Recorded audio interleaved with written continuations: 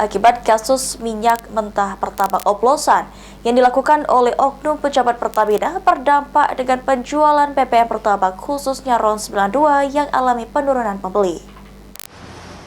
Kasus oplosan bahan bakar minyak jenis Pertamax 92 tidak hanya merugikan negara sebesar 193,7 triliun, namun adanya isu ini menimbulkan kerugian bagi pengguna BBM jenis Pertamax, sehingga akibatnya kini beberapa stasiun pengisian bahan bakar umum SPBU di Kota Palembang mengalami penurunan pembeli Pertamax. Zulkifli selaku pengawas SPBU Menteng mengatakan penjualan BBM Pertamax RON 92 alami penurunan dari biasanya sekitar 1.200 liter menjadi 1.000 liter atau mengalami penurunan penjualan sekitar 200 liter.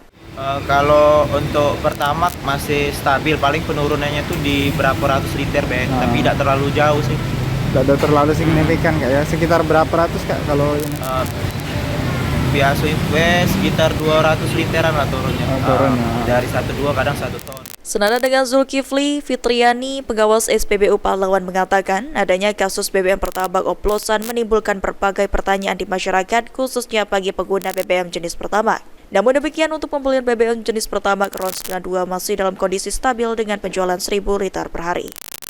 Kalau sejauh ini pengguna Pertamax akibat kasus itu ada pengaruh nggak Mbak masyarakat yang mengisi? Alhamdulillah tidak sih, cuma banyak pertanyaan-pertanyaan deh. Oplosan belum Pak ya, tapi tidak kan pasti deh. Berarti walaupun ada isu itu tidak ada turun Mbak pengguna Pertamax? Tidak, alhamdulillah tidak ada.